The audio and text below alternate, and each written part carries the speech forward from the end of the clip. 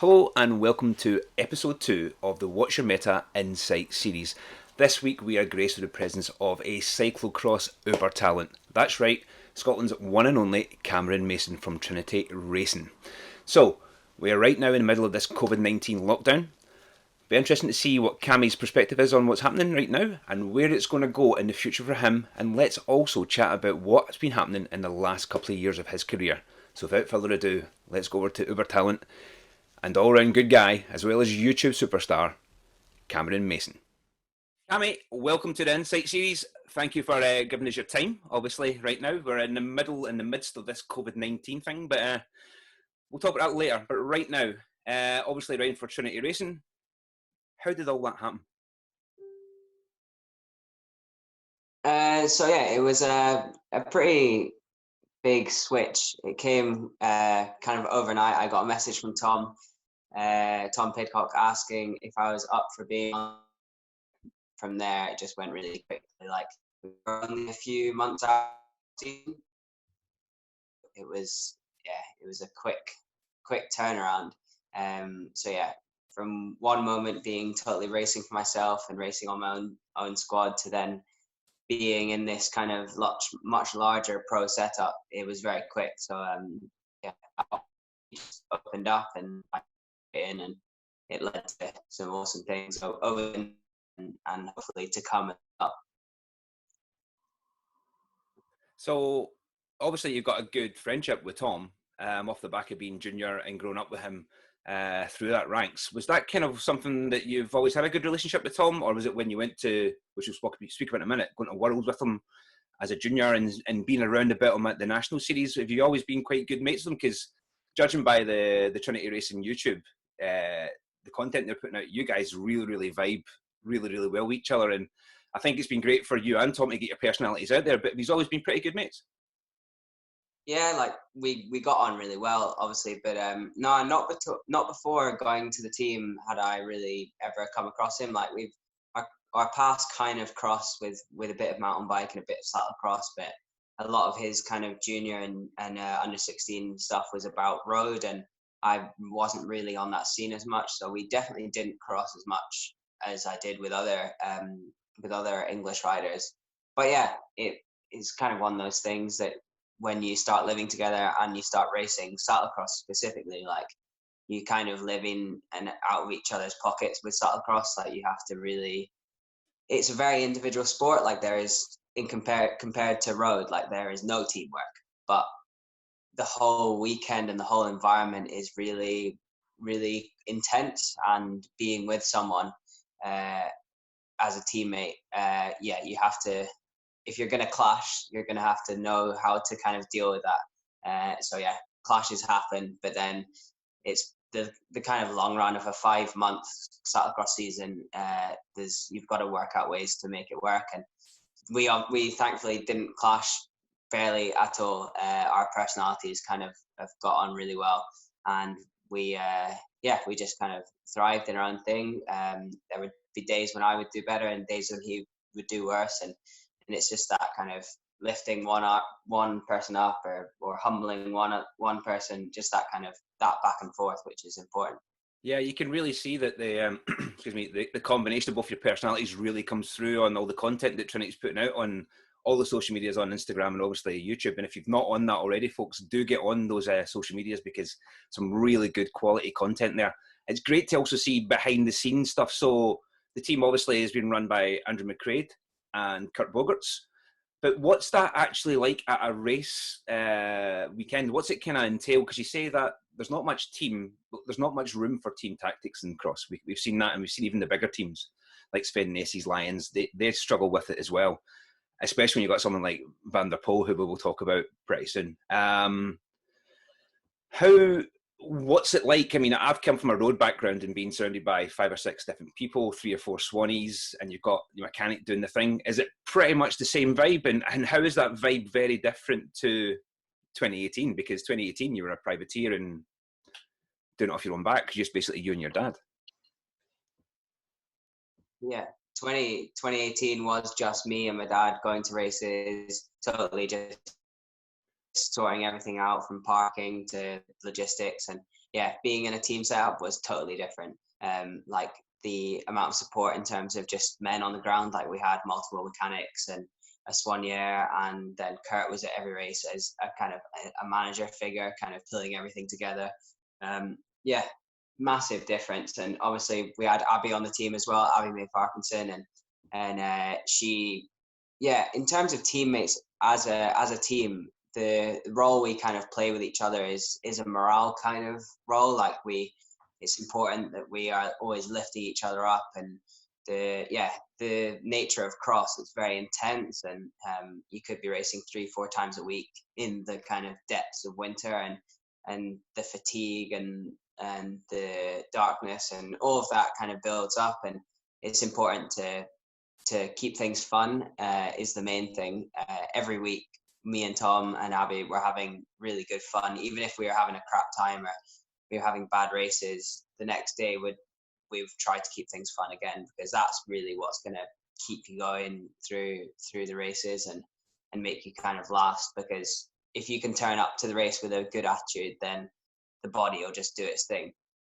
So it was what Abby and Tom would do for me, or what I would do for them. It was really important. I think being in Belgium on your own with a team that size would be pretty tough. Like, you need someone just to chat rubbish with, or to muck about with, or to do wheelies with.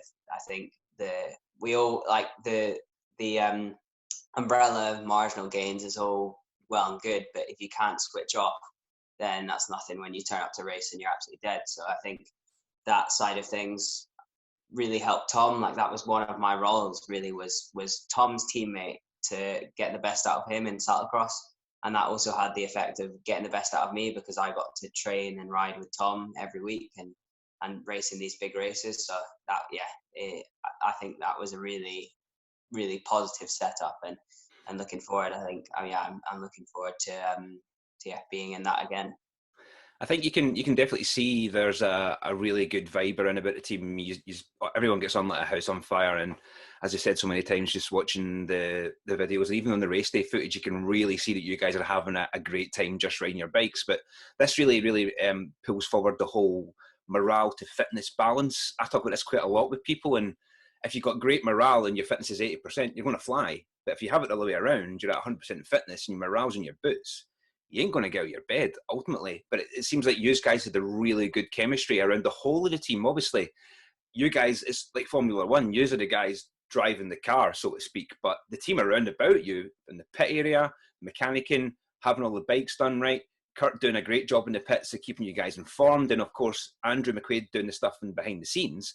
That's all part of the puzzle that a lot of people don't really see. And you'll have probably had a massive shift. First of all, you've got Tom Pidcock, who is probably one of the greatest guys to have as a teammate when it comes to cyclocross, or pretty much most disciplines now in cycling. It's great to have him there as a sounding board as well, to help you if you're maybe struggling with a part of a course, or you're maybe, don't forget, self-doubt pops in every now and then. But I'm sure Tom's got a pretty resolute kind of way of looking at these things. And has he helped you develop personally when it comes to that point of view as well?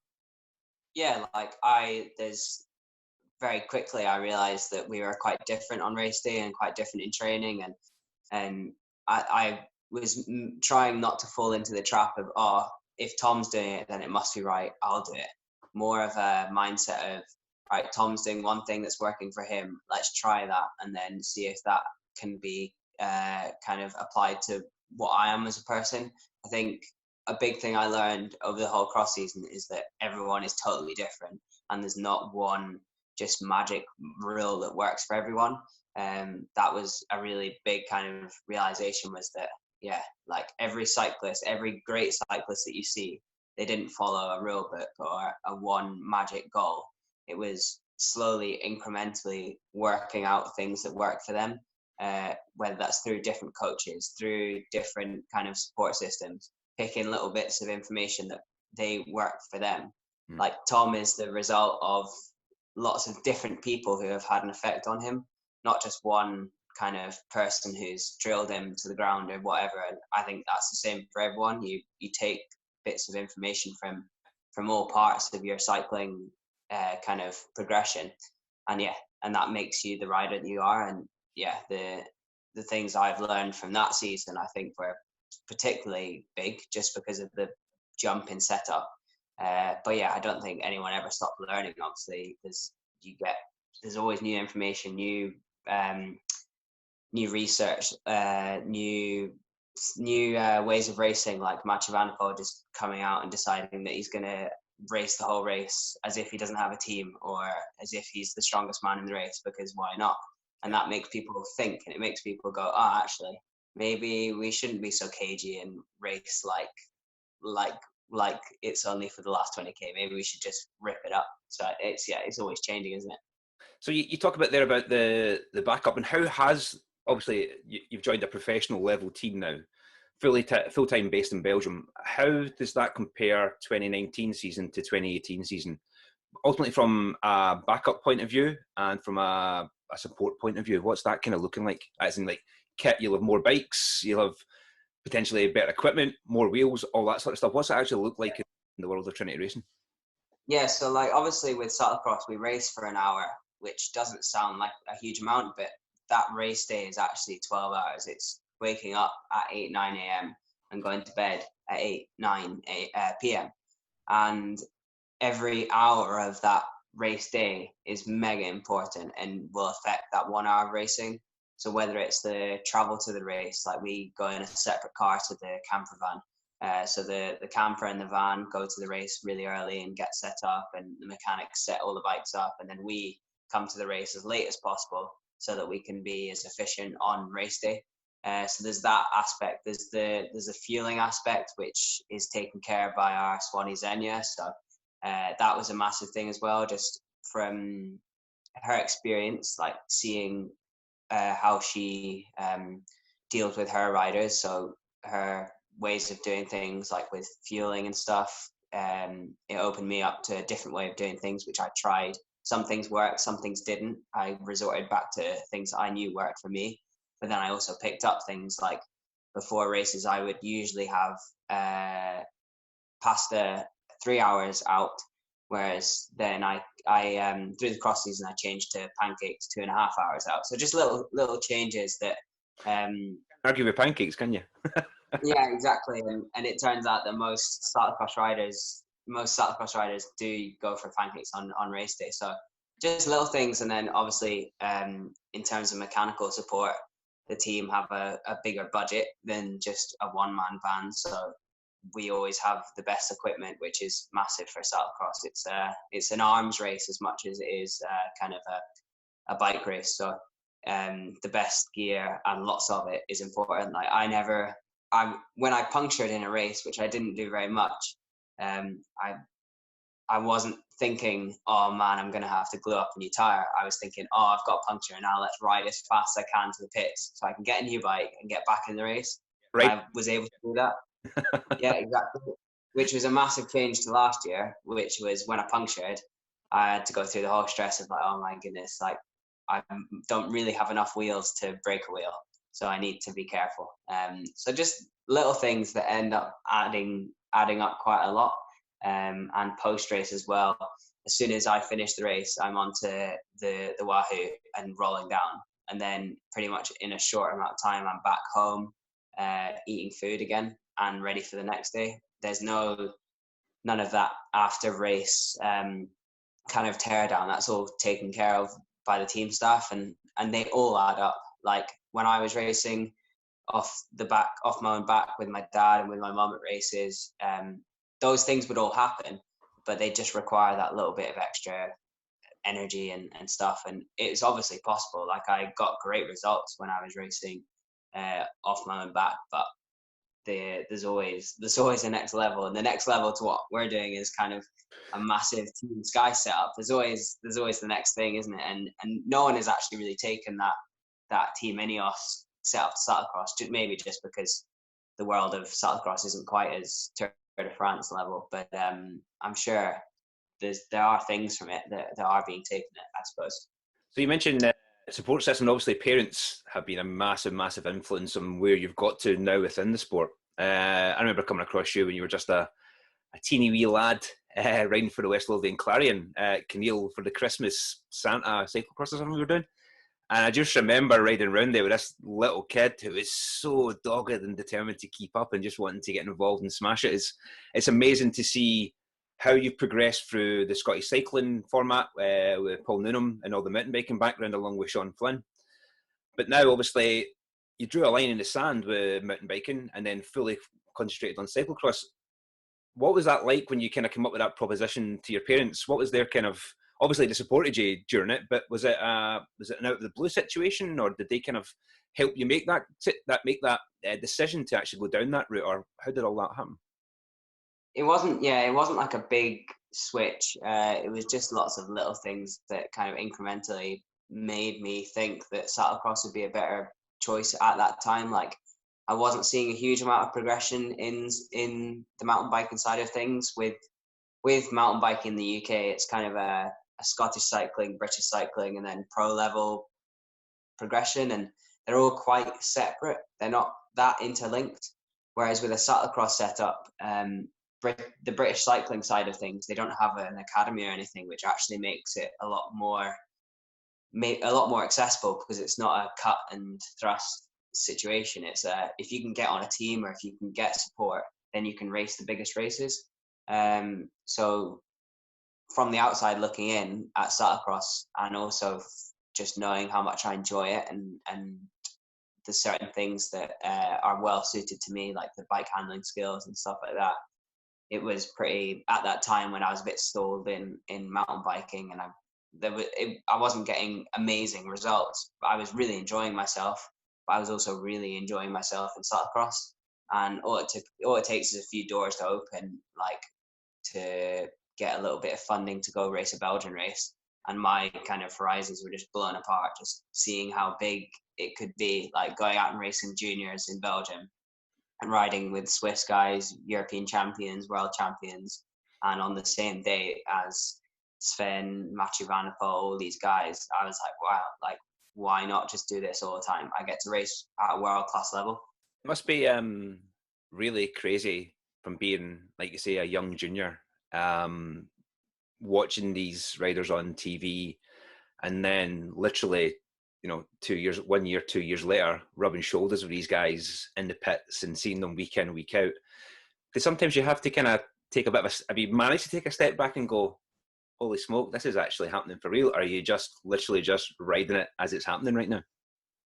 Yeah, like in the season, it was a very quick progression. Like within about 4 or 5 weeks, I was kind of rolling around mid-pack in an elite race, and then within 4 or 5 weeks I was getting a top 10 at World Cup, and that was a big. I just kind of, the main thing that happened last season was confidence, along with my physical shape was getting better every week, just with the racing and volume of racing. But the mental game was huge for me. I was going from strength to strength with my confidence, and that was just getting more and more out of myself at each race. So yeah, that was massive. Would you say that I think it's a very easy question to answer, and I think you will answer it the way I'm thinking you're going to answer it, but the confidence is the real changer here, isn't it? That's the actual game-changing situation. It's not necessarily all about the physical side, the mental side and the confidence side within yourself as an athlete, and what you've learned over this last year or two. That's really the most important component part of all this, isn't it, for your progression? Because sitting back here in Scotland, everyone's going nuts about it, because like every week, literally in the last 2 years, it's just been boom, boom, boom, boom, boom, progression. But confidence is a massive part of that, isn't it? Yeah, and I'd say I've always been confident in my ability, and that's why I've pushed myself and gone to these races and tried to be the first Scottish rider to do this and be all of that. And that's not, there's no doubt in that. But what really I was riding on over the cross season was, a confidence in the work I was doing and how that would relate to results. Like if I put consistent hard work in, then, and I've got the baseline of skills, I've got the baseline of mentality, confidence that will produce results. And if it doesn't, also kind of being confident that those things happen. So if you take down all those barriers, then the possibilities come up, because yeah, those mental barriers are what is going to stop you from achieving those goals. And I would go the best races that I had the best results in were when I didn't have any expectations on the start line. I was there to just do what I knew I could do. Like in Hoogerheim World Cup, I'd almost written off the race because I had decided it was too dry. But that had actually helped a little bit maybe with my mindset, because I was just going to do what I was going to do. And that ended up riding away from guys and then finishing 5th in the World Cup, which I was so surprised at. I was like, I couldn't believe what I'd done. Everyone's mind was absolutely blown by that. And you hit on something really, really important right there. Like at Olympic, you are the pioneer for Scottish cyclocross. And you're part of this next generation of British cyclocross superstars who are realising that ultimately it comes down to 2 arms and 2 legs. Will always do what they need to do, trusting yourself and what you can do, and relaxing when you're in these situations, because the brain plays some incredible tricks on you when you're in this real sort of big, tense atmosphere and being surrounded by athletes like Mathieu van der Poel, arguably the best cyclist in the world right now across all disciplines. And you've got guys like Wout van Aert, even riders who we tend to not talk about as much anymore, like maybe Lars van der Haar, a multiple world champion. And obviously your teammate, the guy wearing the same jersey as you most of the time when you're training, Tom, world class, along with Ben Turner, young Tullett as well. There's been a massive wave of young riders. And it comes back to that confidence again. I think it's that when you see someone that you know is doing that and you're close to them, the progression, the pathway is almost just right there in front of you. And has that been a massive asset? Do you think, I think it would be maybe different from my point of view, but you're in a position now where you've got people like that in front, and how much does that spur you on and make you get more competitive and want to get, further up the ladder? Are they really important to you as part of your progression, having these other world-class athletes from the UK, which you've grown up with? Oh yeah, definitely. And it's the same with all sports and all nations. Like if you see someone you admire doing well in something and achieving, then it makes it seem possible and it makes it seem real. And that will just, if that motivates you to go out and at least try it, then the amount of people who will get to that top level will increase. Like if no British rider ever tried to ride at pro level in cyclocross, then we'd have no riders. But that all started with 1 or 2 riders trying, and I think with British cyclocross as well, we've got quite a good range of backgrounds. Like you've got riders like Beth Crumpton who have come from a mountain bike side, and Anna Kay as well. And then Evie Richards, who came pretty much solely from mountain bike, and then kind of discovered that her skills were really transferable. And then you've got Tom, who is a kind of a go ride rider coming up through road and came to cyclocross very late, but then discovered that his skills really transfer. And just cyclocross is kind of a good pool of riders who can do lots of stuff. If you're a cyclocross rider, you've probably shown in your career that you can race more than one thing. You've made it to that point, maybe because you weren't actually that great in mountain bike, or you weren't actually that great in road, but you found your niche in cyclocross. Yes. And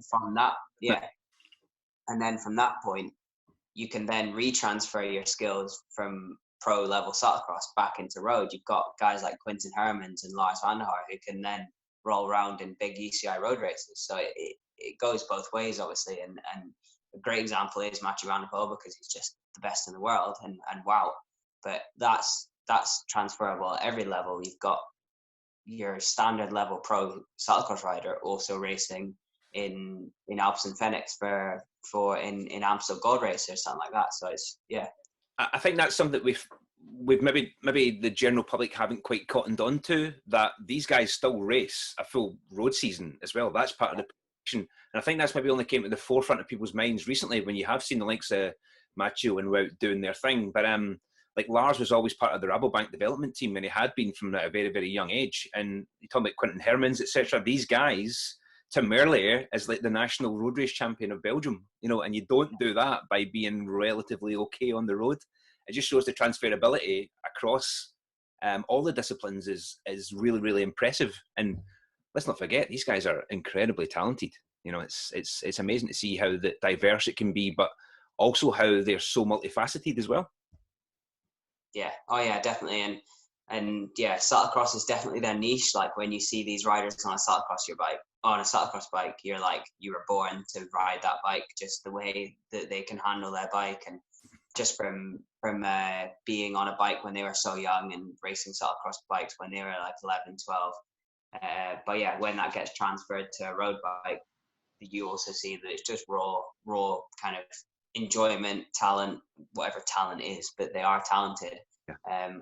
And that transfers. Like Quinton Herman's also a great mountain biker, and yeah, it's just one extra thing to their belt. They can ride all of these different stuff, and I'd be interested to see if any World Tour pros try out some cyclocross in this weird coming back to racing. I think they're going to have such a busy September, November, whether they'll just be ready for their 1 month off season before they start racing again, or if some of them will be like, actually, this year is so strange, let's go race cyclocross.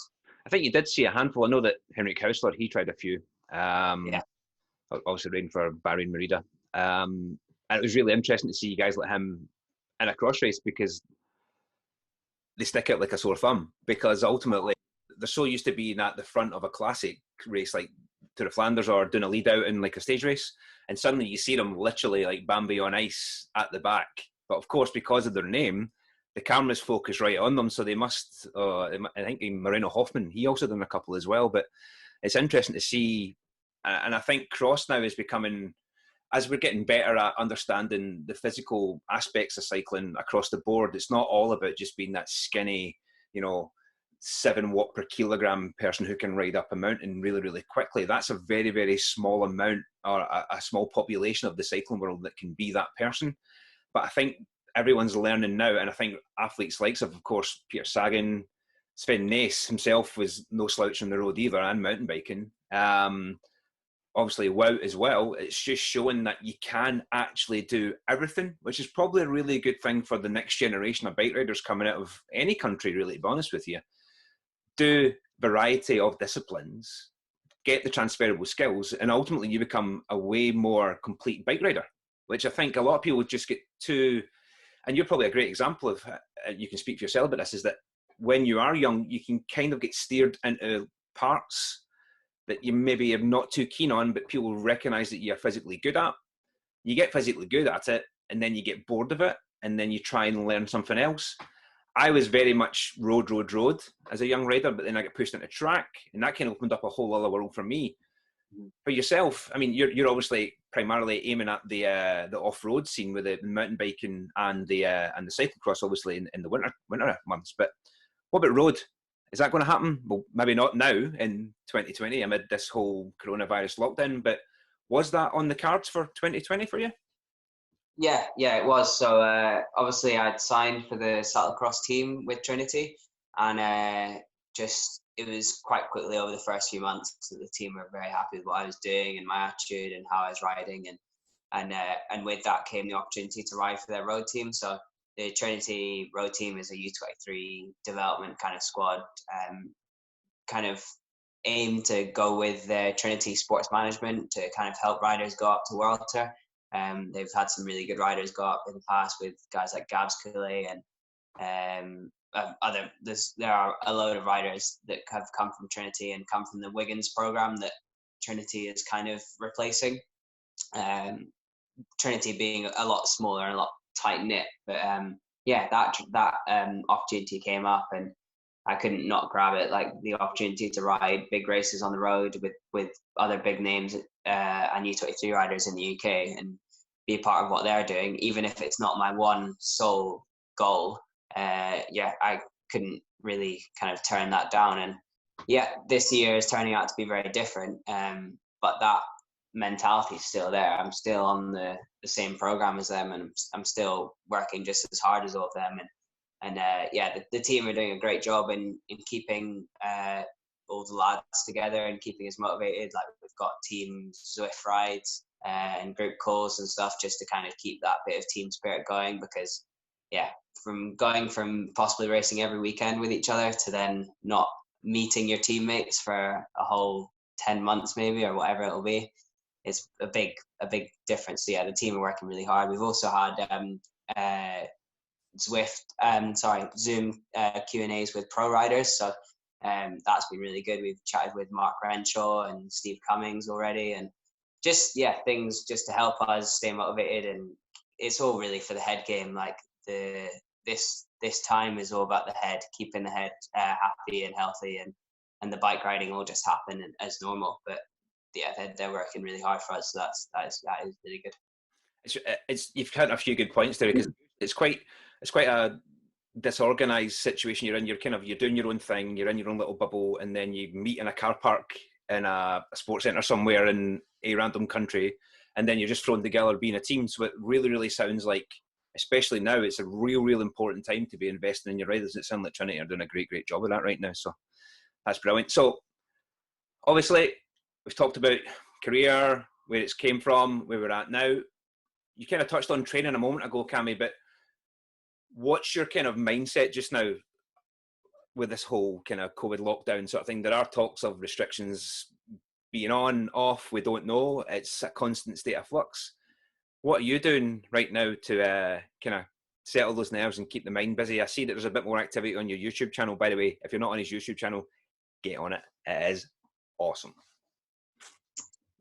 Thank you. Well, right now, we're in a time of things being very out of our control. I mean, like the government are deciding basically what we can do, and the racing is coming totally second to that. So it's about controlling the controllables. Like I would be doing that anyway, but right now I think it's more important than ever. Like focusing on your diet, your sleep, and your training, and if you're controlling them and keeping those consistent, then I think you're only going to make progression, aren't you? So yeah, the training is definitely, like, there's always things to work on. And if anything, this has maybe come at a good time for me off the back of a very, very successful cross season, a summer that I can really treat as an off season and continue with that progression. It would have been amazing to go straight into big level road racing, but that might have just topped me off. I had a break, and I was planning on having a break, but this is a lot longer break than I was planning. But yeah, doesn't mean I'm not working hard. And so I'm working hard every week, and I'm working on things that I'm not so good at, the kind of core side of things, stability and mobility. There's always, with every cyclist ever, there's always gains. Unless you're Peter Sagan and you can do the splits, then you've always got places to work on, as I'm sure you know, with your athletes as well, and with anyone who's watching this, those things that just get neglected. It's a good time, isn't it? I think it's important that people see the opportunity that we've got. Right now, we would be racing flat cat, literally, whether it's domestically or internationally.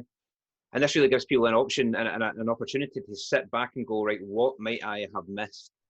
What could I maybe bring in now, which I didn't have the opportunity to do if I was sitting in a vehicle driving around Europe, or if I was sitting in a car driving across the M8 every day, or up and down the M6 to England to the Tour Series or to cross races or whatever it is. It's a great opportunity for people to kind of have a little step back and actually look at what they've done over the winter and address things that they may have missed, or things they maybe just haven't felt that they had the time or opportunity to kind of put in there. But it's really nice to hear that, even though a rider at your level, you know, been to the world several times, British medalist, you know, really punching way above your age and within cross, more specifically right now. But there's a big it's a big opportunity for people to really dial into all those things, and it's great to hear that even somebody like of your level, that you're still going back to basics. And as I always say, simple things done well usually work pretty good. But it's great. But we've seen on your YouTube channel, you're obviously your skills are evident. You know, you're never shy to have a camera in front of you. But more recently, you've been doing a bit more cooking. Yeah, well, I've been watching a lot of YouTube, and I've decided that I watch a lot of cooking YouTube, so I want to share my kind of stuff. I do every so often put the kind of cooking stuff in my normal like race day vlogs and stuff. And as soon as food pops up, everyone's like, "Where's the recipe? Where is the pancake recipe? How do I make that?" And I always just put it off because I'm like, surely not that many people will want to see it. But yeah, I've just, every so often when you have a rest day or you have a bit more time and you're not absolutely dead from training, then why not film what you're going to cook and what you're going to eat anyway, and you can share that with some people, and people have been watching them, which is quite funny. Like, I've had some very interesting comments saying, "Oh, this is a cooking channel now. Better better share this about, but it's kind of related to cycling. If it works for me, I'm a cyclist. Then you should try it if you like cycling. So. It's just giving people another side to your personality and the lifestyle, which in the reality of the situation right now that everyone's in, you've got to find things to, keep people entertained. Whatever you see it all around the world, and everyone's doing crazy challenges and the amount of ridiculous things you see popping up in your social media feeds that people are doing at home. And it's really nice to obviously show another side to you, that you're not just this kick-ass bike rider. There's a bit of other things going on in your brain rather than it just being bikes, bikes, and bikes. But it's been great having you, Cammy. It's really nice to be able to get a bit of time from you, and I think we'd be quite keen to have you back in a few weeks' time, if any of the restrictions have been lifted on us in the UK and around the Europe and the world, of course, but also to kind of see where you're at and if you have got any light at the end of the tunnel when it comes to the racing scene. But also maybe quite nice to check in and just give everyone like a real kind of point of view of how you're coping and maybe little things you'll pick up, because you're still a young man, you're still learning a lot of stuff. And I think right now everyone's in a lot of self-discovery, so it'd be quite keen to have you back if you'd be keen. Yeah. But thank you for your time, and yeah, good luck with everything, mate. It's been great and very, very inspiring, I think, for not only the older generation but the younger generation. Man, just keep doing what you're doing. It is awesome to see it happening, and the best part of it is that you've never changed. You're still daft wee Cammy, but on another level now. But mate, it's been great seeing your progression, and we wish you all the best for the coming 2020 cyclocross season. Thanks. Thank you. Yeah, right. Thank you very much. Perfect. Cheers, mate. Cool. Thank you. Bye.